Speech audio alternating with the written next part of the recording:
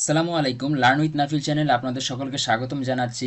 আজকে এইচটিএমএল সিরিজের পার্ট 5 এর ভিডিওতে আমরা দেখতে চলেছি এইচটিএমএল এলিমেন্টস। তো চলুন কথা না বাড়িয়ে আমরা ভিডিওটি শুরু করি। আপনারা দেখতে পাচ্ছেন আমি এখানে আমার ভিএস কোডটাকে ওপেন করে নিয়েছি এবং এই ভিএস কোডটাতে আমি এখানে আমার ফোল্ডারগুলোকে ওপেন করে নিয়েছি। আমি আগের ক্লাসগুলোতে যে জিনিস দেখাইছি সবগুলো এই ফোল্ডারগুলোতে আছে। এই ফোল্ডারগুলো কীভাবে ক্রিয়েট করতে এগুলো সব কিছুই আমি আগের ভিডিওগুলোতে দেখাই দিয়েছি। তো আপনারা যদি সিরিয়াল বাই সিরিয়াল এই সিরিজটি দেখতে থাকেন তাহলে এগুলো সব কিছুই জানতে পারবেন।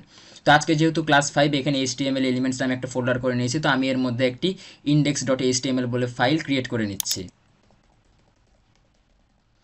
index.html ফাইল ক্রিয়েট করার পর আমি আমাদের যে এইচটিএমএল এর বেসিক স্ট্রাকচারটা আছে, যেটা পার্ট 4 এ আমি দেখাইছিলাম এইচটিএমএল বেসিকে, তো সেটা আমি এখানে একটু নিয়ে চলে আসি। তো গত পর্বে আমি এই কোডগুলোই লিখেছিলাম এর আগের ভিডিওতে। তো আমি এখান থেকে টাইটেলটাকে আমি এখান থেকে সরিয়ে দিয়ে আমি এখানে জাস্ট দিয়ে দিই এইচটিএমএল এলিমেন্টস লিখে দিলাম, আর এইখানে এইচটিএমএল লার্নিংটাকে আমি একটু সরিয়ে দিচ্ছি। তো দেখেন এইবার কথা হচ্ছে যে এইচটিএমএল এলিমেন্টস জিনিসটা কি। আমরা কি বলছিলাম এর আগের ভিডিওতে, বলছিলাম যে এইচটিএমএল এ সব কিছুই কি ট্যাগ দিয়ে লেখা হয়। অনেকগুলো ট্যাগ আছে, এই ট্যাগ ট্যাগ ট্যাগ করে এইচটিএমএল কে লেখা হয়। তো কি হয়, ট্যাগের একটা ওপেনিং আছে এবং একটা ক্লোজিং আছে, এই কথাটাই তো এর আগের ভিডিওতে আমি বলছিলাম।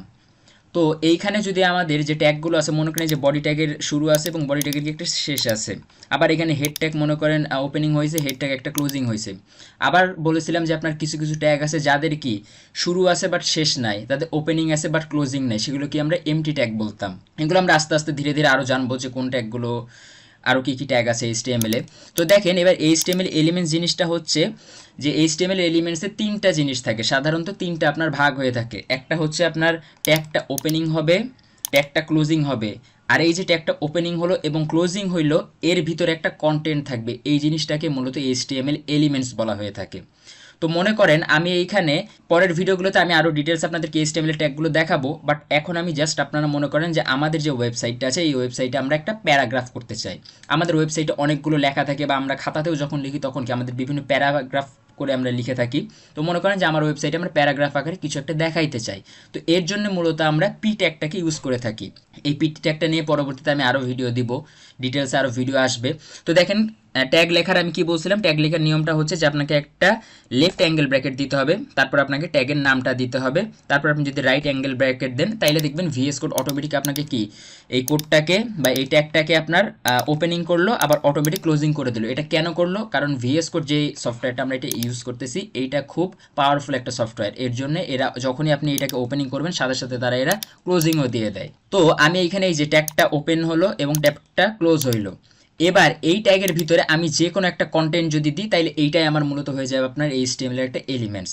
মনে করেন আমি এইখানে দিলাম we are learning HTML, just এখানে আমি একটা দিলাম।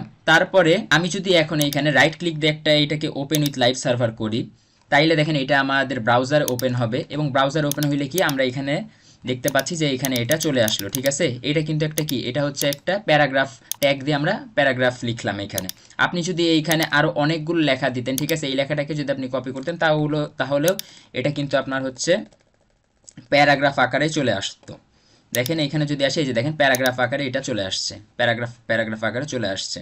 আবার আপনি যদি এইখানে নতুনভাবে আরেকটা পি ট্যাগও নিতেন, দিয়ে যদি এই সেম জিনিসটাকে আমি কপি করে একটু দিই, তাইলে দেখবেন এটাও প্যারাগ্রাফ আকারে সেকেন্ড একটা প্যারাগ্রাফ তৈরি হয়ে যাবে আমাদের ওয়েবসাইটে। দেখেন এই যে দেখেন এখানে একটু গ্যাপ দেখতে পাচ্ছেন, এই যে এই জায়গাতে একটু দেখেন গ্যাপ আছে, তাইলে কি প্যারাগ্রাফ আকারে চলে আসলো। তো এই যে এইখানে পিট একটা শুরু হইলো, পিট একটা শেষ হইলো, এর মধ্যে একটা কন্টেন্ট আছে। এই যে পিট একটা শুরু হওয়া থেকে তারপর কন্টেন্টটা ভিতরে আছে এবং শেষ হইলো, এইটাই হচ্ছে এইচটিএমএল এর মূলত এলিমেন্টস। ঠিক আছে, এইরকম এইচটিএমএল এর যতগুলো আপনার ট্যাগ আছে এই সবগুলো ট্যাগেরই মানে শুরু আছে, শেষ আছে এবং ভিতরে কন্টেন্ট থাকবে, এই তিনটা জিনিস মিলাই এইচটিএমএল এর মূলত আপনার এলিমেন্টস হয়। এখন কথা হচ্ছে আমি বলছিলাম এর আগের ভিডিওগুলোতে যে এইচটিএমএল এ কিছু ট্যাগের শুরু আছে আর কিছু ট্যাগের শেষ নাই, কিন্তু খালি শুরুই আছে, যেগুলোকে আমরা এমটি ট্যাগ বলি। তো এই ক্ষেত্রে কি হবে, যখন আপনার ট্যাগটা শুধু আপনার শুরু আছে বাট শেষ নাই, এগুলোকে আপনার মূলত হচ্ছে এমটি এলিমেন্টস বলা হয়, কারণ এদের আপনার কোনো কন্টেন্ট থাকে না।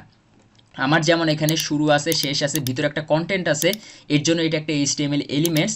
বাট যেই ট্যাগগুলোর আপনার শুরু আছে কিন্তু শেষ নেই, তাদের কি হয়, তাদের আপনার কোনো প্রকার কন্টেন্ট থাকে না, এর জন্য এগুলোকে আমরা মূলত এমটি এলিমেন্টস বলে থাকি। তো এইটাই হচ্ছে এইচটিএমএল এর আপনার এলিমেন্টস। এই ছোট্ট একটি বিষয়ে আপনারা জেনে রাখেন, এর পরের ভিডিওগুলোতে আমরা ধাপে ধাপে HTML এর বিভিন্ন যে ট্যাগগুলো আছে এই ট্যাগগুলো আস্তে আস্তে এবার আমরা ডিটেলসে শেখা শুরু করব। আজকের এই ভিডিও এই পর্যন্তই। যদি আপনাদের এই ভিডিওটি ভালো লেগে থাকে তাহলে একটি অবশ্যই লাইক করে দিবেন এবং কমেন্টে জানাবেন ক্লাসগুলো আপনাদের কেমন লাগছে। সেই সাথে নতুন ভিডিও মিস করতে না চাইলে অবশ্যই চ্যানেলটি সাবস্ক্রাইব করে পাশে থাকা বেল আইকনে প্রেস করে দিবেন। আর হ্যাঁ, আমাদের কিন্তু ফেসবুকে একটি সাপোর্ট গ্রুপ আছে। এই ক্লাসগুলো করতে গিয়ে যদি আপনাদের কোনো প্রকার কোনো জায়গায় সমস্যা হয় তাহলে অবশ্যই আমাদের ফেসবুকে সাপোর্ট গ্রুপে পোস্ট করবেন। অবশ্যই আমি সেখানে আপনাদেরকে হেল্প করার চেষ্টা করব। সাপোর্ট গ্রুপের লিঙ্ক আমাদের এই ভিডিও ডেসক্রিপশন বক্সে দেওয়া আছে। তো পরের ভিডিওতে আবার দেখা হবে। সেই পর্যন্ত সকলে ভালো থাকবেন। আসসালামু আলাইকুম।